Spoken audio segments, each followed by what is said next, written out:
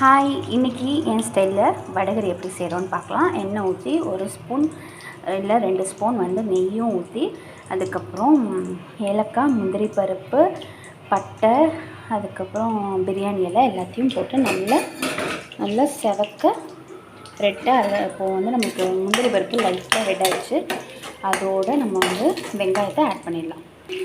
இதில் வெங்காயம், அதுக்கப்புறம் ஒரே ஒரு பச்சை மிளகா, 2 ஸ்பூன் இஞ்சி பூண்டு விழுது, இதையும் போட்டு நல்லா கொஞ்சம் ஃபாஸ்ட்டாக வச்சிடணும்.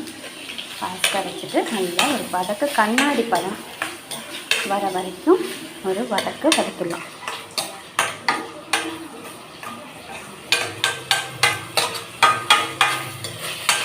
ஓரளவுக்கு வெங்காயம் லைட் ரொம்ப கண்ணாடி பழம் வர வேணாம். எப்படியும் நம்ம வேக வைக்க தான் போகிறோம். வெங்காயம் தக்காளி வேகணும் பச்சை வாசனை போகிற வரைக்கும். அதனால் நம்ம இப்போது இந்த ஸ்டேஜில் தக்காளி ஆட் பண்ண போகிறோம். இப்போ இதில் 2 ஸ்பூன் மிளகாத்தூள், இதில் தனியாகவும் கலந்துருக்கிறதுனால குழம்புத்தூள் 2 ஸ்பூன், தேவையான அளவு உப்பு போட்டு நல்லா வதக்கிக்கலாம். இதோட கோட்டாகிற அளவுக்கு நல்லா வதக்கிட்டு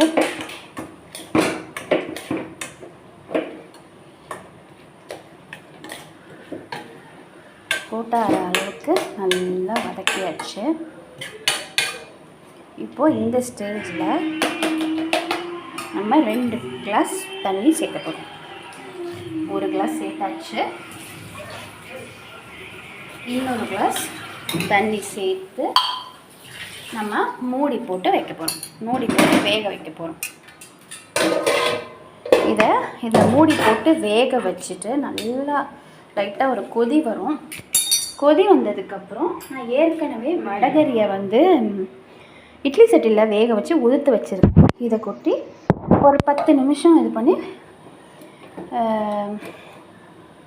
கொத்தமல்லி தூவி இறக்கிட வேண்டியதான். இதுதான் என் ஸ்டைல் வடகரி. இப்படி தான் நீங்கள் எப்படி பண்ணுவீங்கன்னு சொல்லிட்டு கமெண்ட்டில் சொல்லுங்கள். அடுத்த வீடியோ வேறு ஒரு புது டிஷ், இல்லைன்னா எனக்கு தெரிஞ்ச டிஷ் என் ஸ்டைலில் எப்படி பண்ணுவேன்னு வீடியோவில் சொல்கிறேன்.